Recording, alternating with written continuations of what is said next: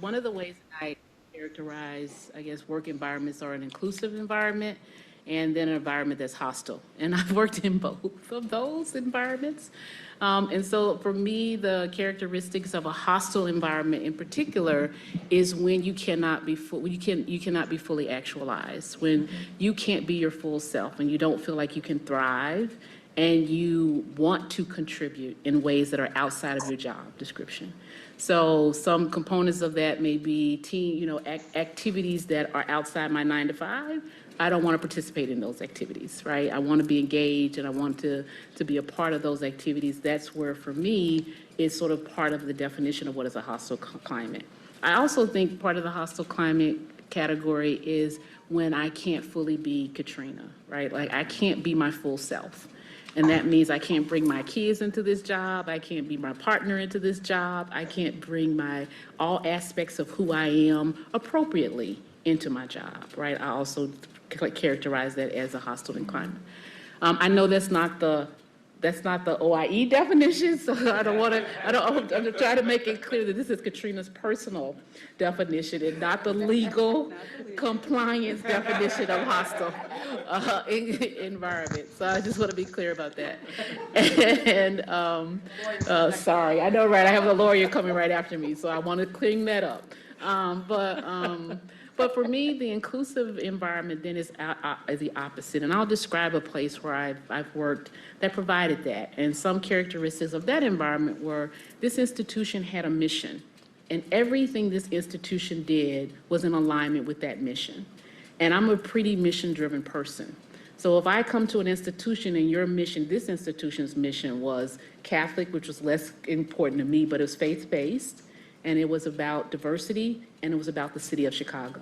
And that was their mission. And they were clear about that, and in every aspect of the job, you saw that, who they hired, how people were supported, what they cared about, the way they evaluated talent, so your performance reviews were attached to that mission, what they invested in terms of their resources were attached to that mission. So for me, an inclusive environment is somewhere that the mission aligns with who I am, but professionally what I want to do, and how that's actualized. And so that would be one of those environments. I'm still learning Hopkins environment. I spent most of my time here in my condo or in our townhouse in our little extra bedroom. So that's really all I got to see. But the ways in which people have talked about their commitment to diversity and the roadmap, the investment that the leadership has made in the roadmap sight unseen. Like I think I saw Sunil and Ron maybe twice before we ratified the roadmap. And so the fact that the hybrid, virtual environment didn't take away from their commitment, willingness to commit to this work also speaks volumes. And I'm very hopeful about what my experience at Hopkins will be. Yeah, I mirror a lot of the comments that have already been said, but oh, thank you. Honestly, and some people will disagree with this, but I honestly came to Hopkins and I didn't realize how dysfunctional my prior workplaces had been and how I had really not been able to be my full self. I didn't realize how much I was almost dumbing down a little bit. And I remember, and these are all good places to work. Like I found a way to be promoted and get opportunities, but I had to work really, really extra hard for those opportunities. And I remember being in meetings where I would want to contribute. And I'm almost embarrassed to say this, but I think some of you will resonate with this, that I would count in my head, and because I didn't want to come across as aggressive. I didn't want to come across as, controlling. I didn't want to come across as trying to sort of take over. But these were things, I knew what I was talking about, but I would try to count and say, okay, now you can speak. So every third thing I wanted to say, I would allow myself to say it. And often to my detriment, because there were things that I saw happening that I knew that wouldn't go that way if you listen to what I'm trying to tell you.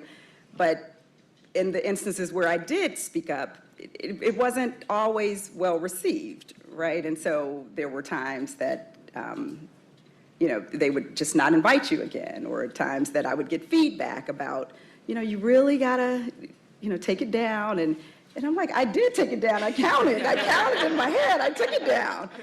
But so I got to Hopkins, and I would be in meetings, and I kid you not, I was just blown away. And I would go home and I would call my mother and my sister, and I would say, they really want to hear what I have to say.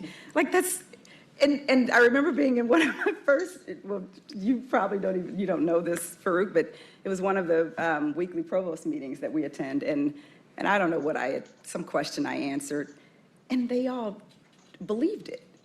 And they were like gonna run off, and I had to run after the meeting and go look it up again to make sure that, because I was paranoid that, oh my God, I'm not used to people listening to me. Let me go and make sure this is right. It was right, but I had just gotten into this habit of double checking, double checking, triple checking myself, and I now feel like in this role, like people listen to me, and that's new, and that's what for me is a welcoming work environment where I can bring my full self to the role. I can state my opinion. It doesn't mean they're going to necessarily do, but they've heard me.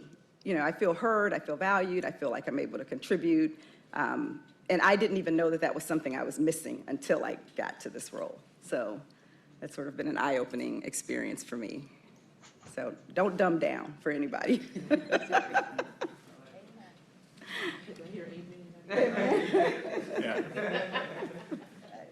I did hear that too. I'll take it in a slightly different direction. But, I've been in those spots, so thank you for sharing that, Shanon. I can recall moments where I thought, oh, I can put the luggage down, right? Yeah. And some of us will get this instinctively, and unfortunately, it tends to be associated with how you're packaged. I'm packaged a particular way. And you walk around and you've got this luggage that you carry with you all the time. And each thing that you have in that luggage takes up space for new things. And you're rolling it around with you, and sometimes the wheels, they get stuck, they get gunk on them, and you've got a flight of steps in front of you, like, gosh darn it, I gotta take this thing up the stairs with me too. You can't let go of that luggage. The moment you think you can, someone is there to remind you, where's your luggage? And each time you go to put something, you gotta deal with something new, you've gotta find space in that luggage to put that new thing in it. And oftentimes, you don't have the luxury of space in that luggage, so you just got to sling it over your shoulder. And so now you're carrying that luggage and that thing. So I've been there, and I'll just take it in a different direction. So the types of cultures that I think I've truly enjoyed being a part of, and Calvin will be bored by this because he heard me talk about it not too long ago during the interview process. It's something that I'm most proud of, right? Developing others, and it marries the three things that I talked about at the beginning: recruiting top talent, engaging that talent, and then helping that talent transition. The thing I'm most proud of is that in my career, I've had the privilege of preparing 5 people to be VPs of HR. They became VPs of HR in some instances before I became a VP of HR. And so developing others, finding that talent, making space for that person to have a shine moment, giving stretch goals to people who just don't think they can take on something else, but you see something, you see a spark in them that's worth refining. You see something that they themselves may not yet be able to see for themselves.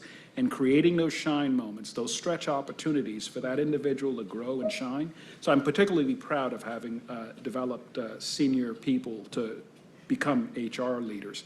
I've got the privilege this week, in fact today, of interviewing executive assistants for myself. And each one to a person asked me, what can we expect in terms of development? And I had to think back, and I realized, you know what? I didn't just help create VPs of HR, but even at the executive assistant level, each one of them, I've got one who called me and thanked me for being a reference for her in shepherding her career because she's getting ready to start a new job as a director of HR later this month. One is retired, so I can't take credit for that. That's just a factor of time. And my most recent one, when I left my last place, is now a recruiter. So helping to recruit top talent, right? And so I look fondly back at the fact that the types of organizations I tend to thrive in are those that value growth development and investing in people and finding ways to help those people shine. So it's a little bit of a different direction, but I can associate with some of what my colleagues have shared, but just to give you a different sense of the types of cultures that I think we want to have a hand in helping to co-create here at Hopkins.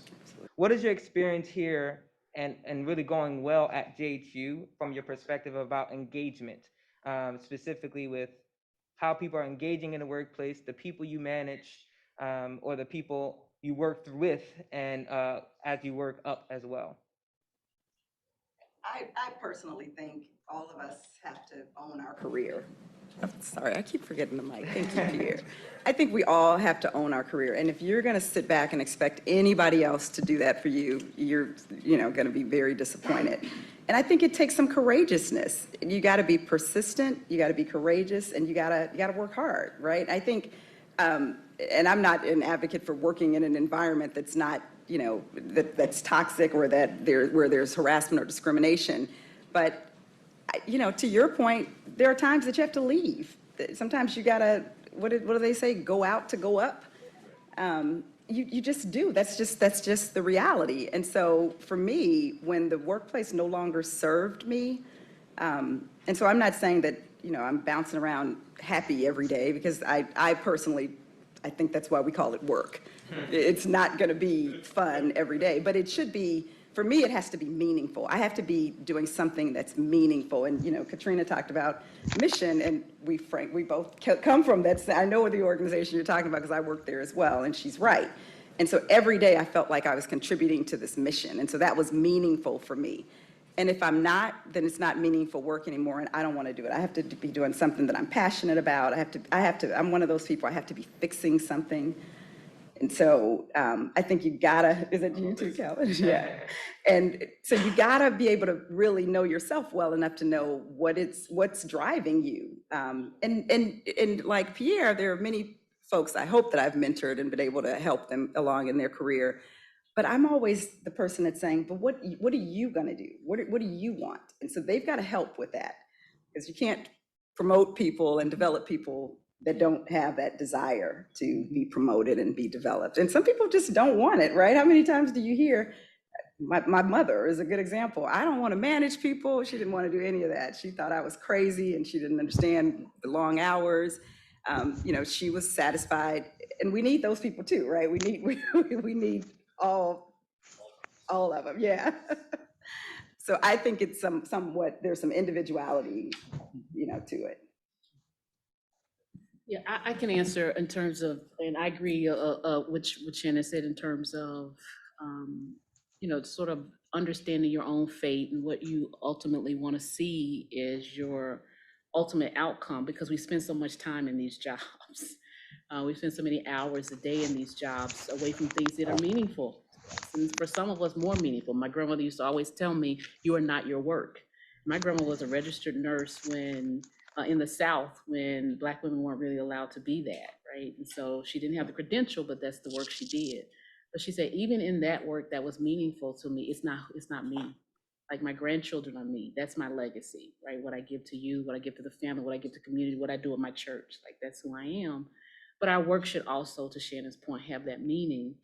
I think as we focus around this issue of engagement, I think engagement has to be intentional.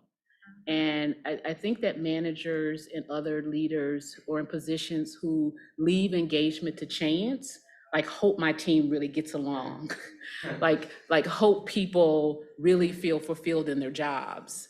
I hope that this is meeting their needs. You often hear these managers, and you ask them the question, like hybrid, for instance, why don't you want to go hybrid or virtual? And they'll say, well, because we want our teams to get along. We want them to work together. I'm like, do you teams currently get along and work well together?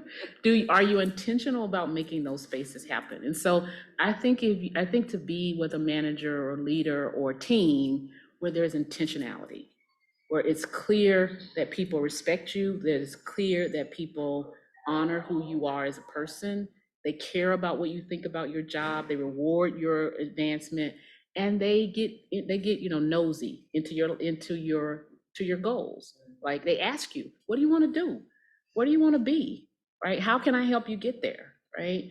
I never want a person to think that their goal is to work with me for the rest of their career.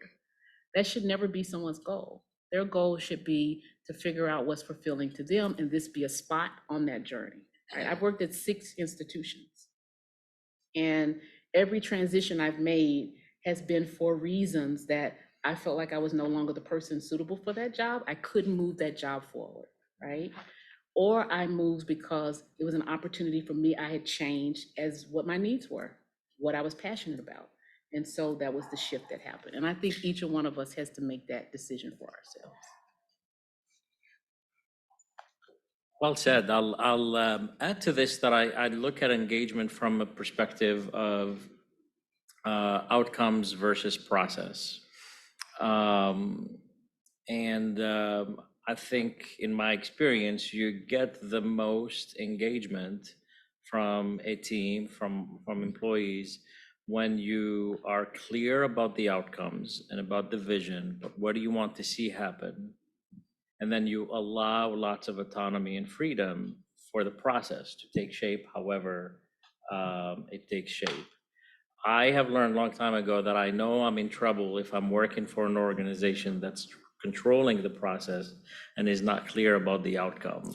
What they want is to know what I'm doing every single hour of the day, and that these are the tasks that I'm checking off the list of what I have to do. By the way, there are jobs and careers where that's appropriate, where it is important to manage the process that closely.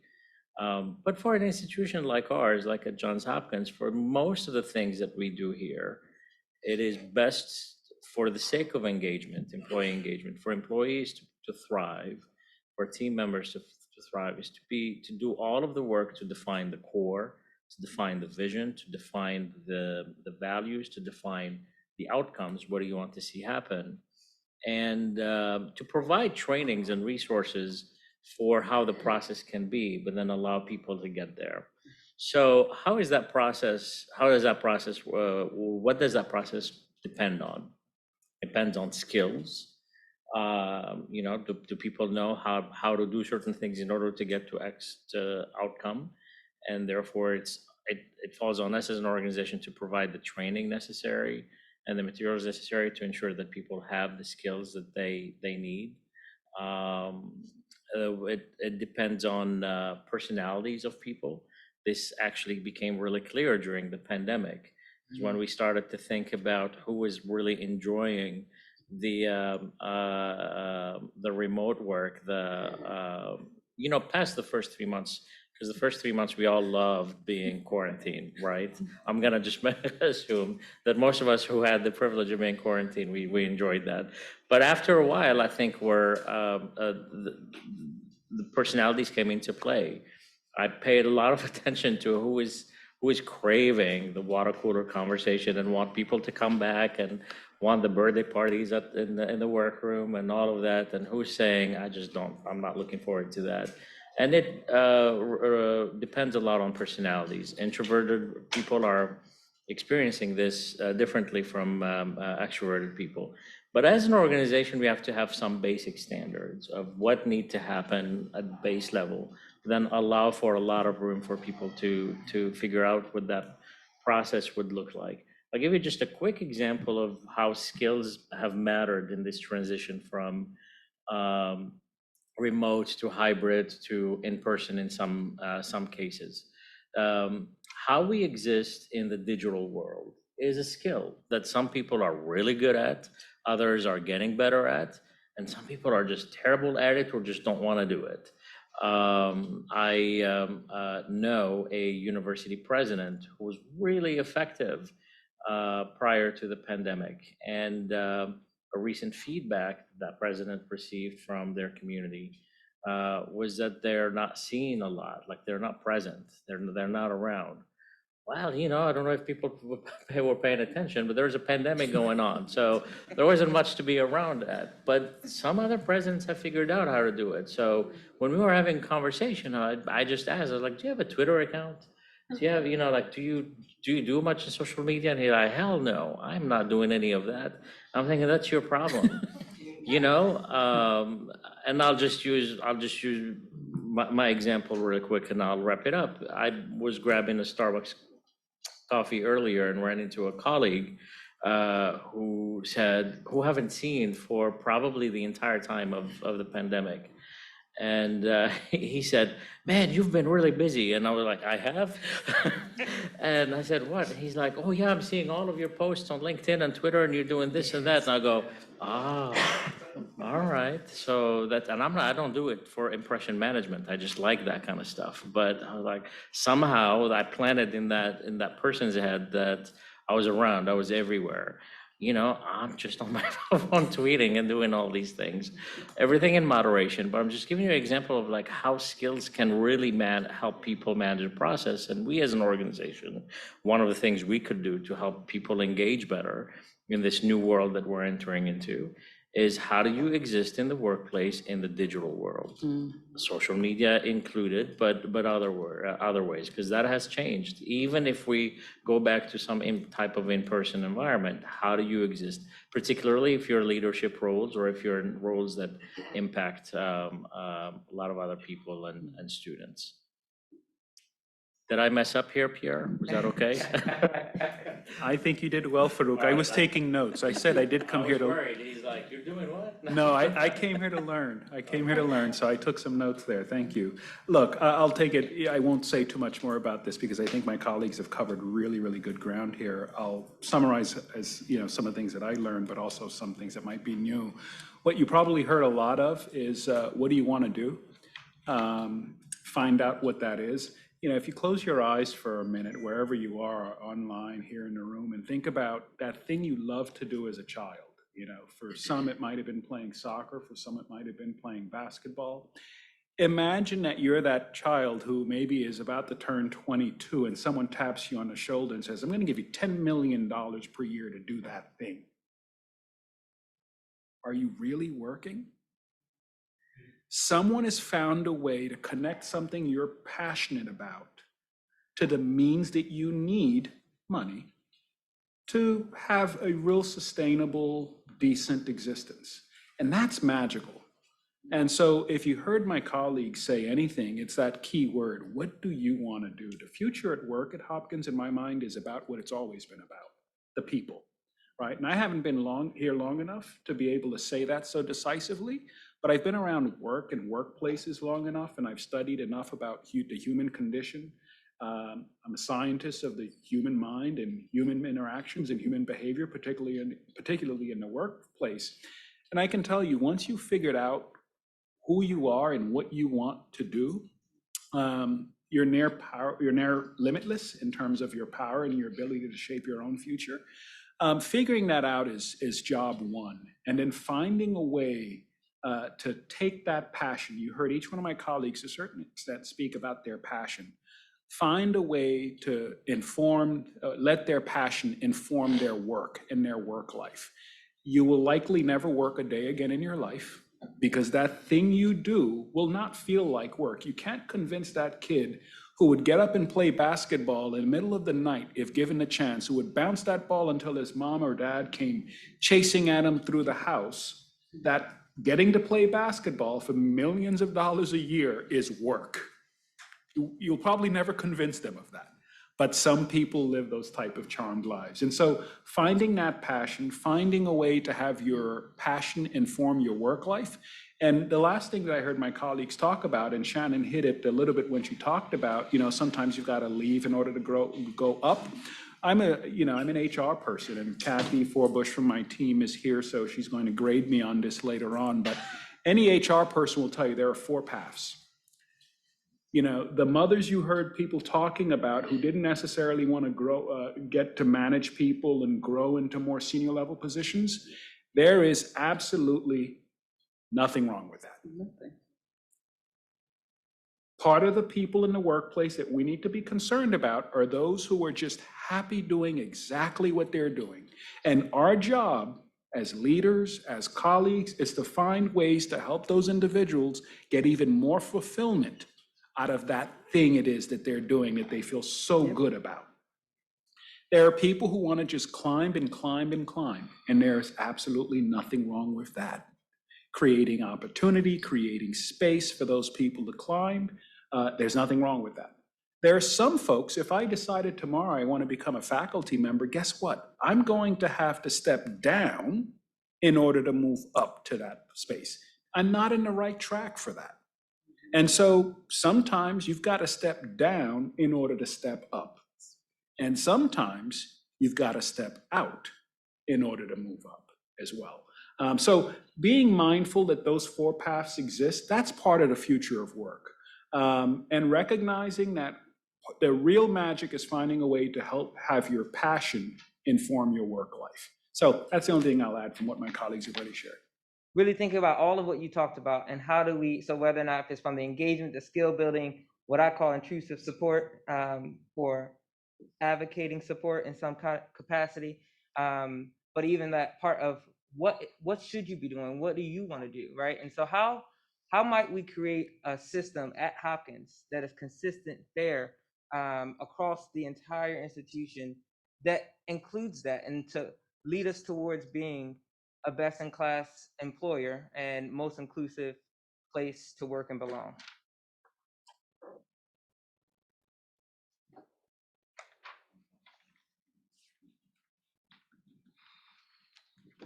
Talking about management training. Right. See, they gave all the set softballs you up up. front. They all Right. looked my way on the hard question. We talked about this at the beginning, whether or not we'd all be friends at the end. We will be. But no, look, consistency and fairness are important concepts. My goal is to always shoot for equity in what we do, both as an employer and in the work that we do day to day. You can have something be equitable, but feel unfair. Fairness is a subjective concept. It doesn't mean it's bad. It doesn't mean it's not worth shooting for. But we have to be mindful that you can have a situation where you may be treating both people equitably, but for one, it may feel unfair. And so equity is the standard that I think we ought to target. Doesn't mean that we don't think about fairness, but equity is that standard. You can, as I mentioned, you can have something that's equitable feel unfair. It's almost, I'm not aware of a situation where something is inequitable and fair. Usually something that's inequitable is always going to be unfair, but something that's equitable can feel unfair to some. And so that's a key piece for me. I think where we start is we have to always ask the question, whatever the development, the process, the program is this equitable? Is this fair? Some of the things in terms of where do we go, what do we do, some of the things that come to mind that are specific in the Hopkins genre right now are career architecture, thinking concretely about ways to build structures and systems that recognize where people are, the opportunities that exist, and creating pathways to help people get there, right? And it's not simply drawing the map, right? It's one thing to say, all right, you're sitting in that chair over there, you want to get up there, there it is. Go figure it out. You can't put someone in front of a mountain and tell them, now go climb it. Do they have climbing shoes? Do they have supporting ropes? Do they have lanyards? Do they have a safety net? Do they have all of those things in place? I'll call Kathy out because I am going to grade her on this later on. It's building the type of system. Kathy's responsible for talent development here at Hopkins, and she leads that team within HR. It's about building the systems. It's one, building the systems and structures, but it's also about finding ways to support people along their paths on those structures. How do I get from here to there? It's not enough to simply identify the pathways that are available. We need to find ways to support people to get to where they're going. I'm sure my colleagues will talk about some of the elements of their own programming, mentorship, cohort hiring cohorts of people, providing mentors to people. Those things are critical for success in many respects, and finding ways to pair people up in those ways, each one teach one, each one help one, to help folks on their journey are critical aspects of career architecture and folks moving along their journey, their career journeys. And career journeys, again, as you've heard me say, it's not about simply moving up a ladder. It's also about personal growth and development. which may not mean changing positions. So those things are important. It's equity, equity in pay, equity in treatment, equity in policy. And that's something that's very real and currently in the works here at Hopkins, is looking at our equity programs. A staff council, right? How do we ensure that people have a voice, have a say in a meaningful way in their work life, and decisions that are being made about their work? It's part of the roadmap. It's something that myself and members of my team are working earnestly towards, developing and creating a staff council. Now, I say creating, I say more so it's the framework. It's hard for me to create a staff council for staff. It's about building the framework where then staff can create their council, right? And so it's something that we're working towards in very real ways as we speak. Tuition benefits. Right? I know it's something that's been on the mind of many here. Do we simply have a program, or do we have a program that actually meets people where they are and provide the type of inputs that they need to make meaningful progress in their personal and professional growth? So that's something else that we're working towards. And I think those things together, and many, many others, and even if we accomplish them later this year or next year, together, they're still not enough. There's more work to be done, but those are some of the things that are in the works as we speak in terms of the question, Clifton, what can we do? So those are some of the things that not only can we do them, we are doing them and working on them, and hopefully we'll have something fruitful to share soon. Yeah, I would add on to what Pierre just said, and the work that I do, if you don't know, I mean, we're pretty much the complaint depot, right? I mean, it's just, that's what we do. People come to us with a myriad of complaints, some that are truly within the OIE space because they're based on a protected category, and some that really are just about friction between an employee and their manager. And I'll tell you, in the I don't know how, 25 or so years that I've been doing this kind of work, the underpinnings typically are there's a communication gap between the manager and the employee. And if we could just get managers to be courageous enough, and I use courageous a lot because that's the best word I can come up with for what we all need to be. We need courageous leaders who are not afraid to sit across from their employee and tell them why they're not being promoted. Tell them why they didn't get the job that they just applied for. This person has applied for 10 jobs and you're not promoting them. We need to be brave enough to sit across the table and tell them why that is, so that they can move on, so that they can decide, maybe this isn't for me. But when we don't do that, people come to us and say, well, it must be because of this, my age, my race, my ability status, whatever it is. And it's often, sometimes it is, and sometimes it's not. It's just the manager. And if I call them up, they tell me why they didn't promote them. And I'm like, why don't you just sit across? Can I get you to just have a conversation? And many of us would welcome those conversations, because then you can ask, okay, so if I work on my communication skills, the next time this position comes open, I'm now ready for it, right? Instead of just not doing anything to improve the skill set that you believe I'm missing, and I apply next year and I don't get it again. I apply, and it's so frustrating for me and my colleagues, because we managers, we think, and I'm speaking generally, I know that some of our managers are absolutely amazing, but a lot of our managers, and it's not even their fault, because I think what we're lacking is managerial training. And in my opinion, that should be mandatory before you're promoted. We tend to look at people's technical skills, and you're great at this, then you must be ready to be promoted to management. But I would rather you bring in a manager who knows nothing about this area technically, but they're good with talking to people and they're good with listening to people. Listening is probably more important than the talking part. And not being afraid to connect with people in a different way. And really, you see someone come in and they're looking upset, and not being afraid to say, hey, is everything okay?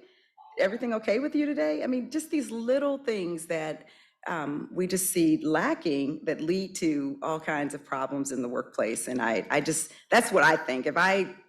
If resources weren't an issue and I had $10 million, I would pour it into management training. And not just once, right? It should be something that we all have to do repeatedly. Right, Kathy? I would probably no longer have a job, but You could go work for Kathy. there you go. Right, I think many of us could work for Kathy. Yeah. I think, and I was just thinking when Pierre was telling the story about the $10 million and what wouldn't feel like work, there's nothing on my list. Like I could not possibly think of basketball was definitely not on my list, or some sports. But I couldn't think of anything on my list. But I will say that, two things, because there are lots that I'm sure each of us could say about this, but I hope this is additive.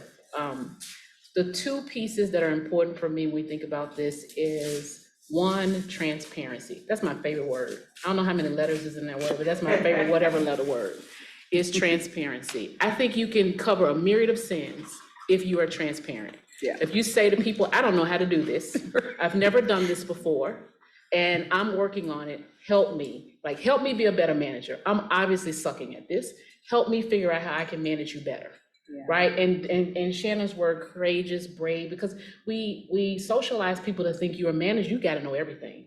And if you don't know everything, then you fail. And it's a setup, because none of us know everything, right? Many of our managers don't and should not probably know everything that the people who work with us do every day.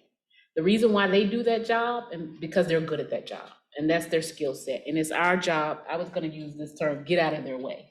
When they're doing well and they're enjoying and they're passionate, it's our responsibility as managers to get out of the way. So transparency, we need transparency. We need more of it. We need to insist that it's a part of the way that we move in the roadmap, that we need to be inside out. We need to show as much as we possibly can. When I talk to people I work with, I say, I will tell you, ask me a question, I'm gonna tell you the answer if I can, and if I can't, I'm gonna tell you why I can't tell you the answer. Right, and yes, that can be perceived as brave, but it's just the way I think we need to continue to grow and do this work. And then the second part is systems. We spend a lot of time, and I know we've talked about you owning your career and you knowing what you're passionate about. I think it is right. That's the right path forward. But we also got to fix the systems. We got to not think we can train people in bad systems. If the system sucks, I don't care how much training we do, people are not going to advance. Right? If the system's not fair and equitable, I don't care what we do, people are not going to advance. And so we have to make sure that the system doesn't create the barriers to people who have opportunities. And more importantly, I think to Pierre's point, that certain people don't have barriers to opportunities, right?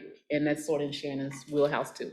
So, but the idea that it's systems change, and we cannot keep thinking we keep training more people, they're going to be better.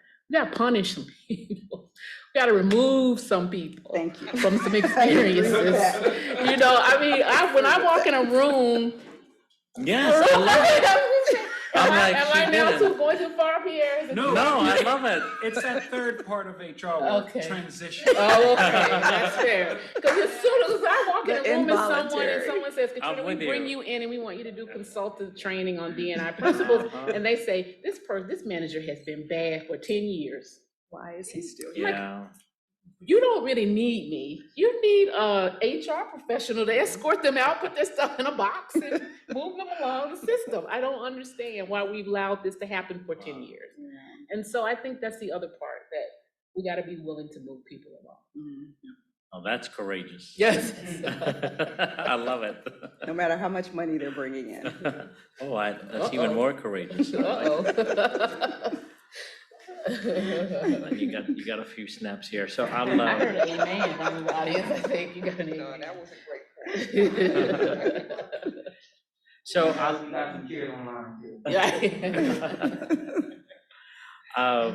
I'll share a couple of things that I think I figured out through my life design journey and just the experiences I've had in teaching and framing life design for students, but certainly. We hope that they would apply to employees in the workforce. People tend to get bored with the work that they do once they master it. Yeah. Think about it, and some jobs you can master them in a day. Some jobs it takes a year. Some jobs it takes 5 years to master them. And then once you reach that point where You can do the work that you do with excellence and mastery and almost in your sleep. Something happens to your psyche, to your body, your energy drops. Why? Because you're not growing anymore, because there is no ambition anymore to develop. And that is something that, interestingly enough, organizations can easily influence. What we have learned from all of the experiments we run in life design here at Johns Hopkins and also prior institutions where I've done this work, is that the best way to get a person to be excited about their path in the future is curiosity.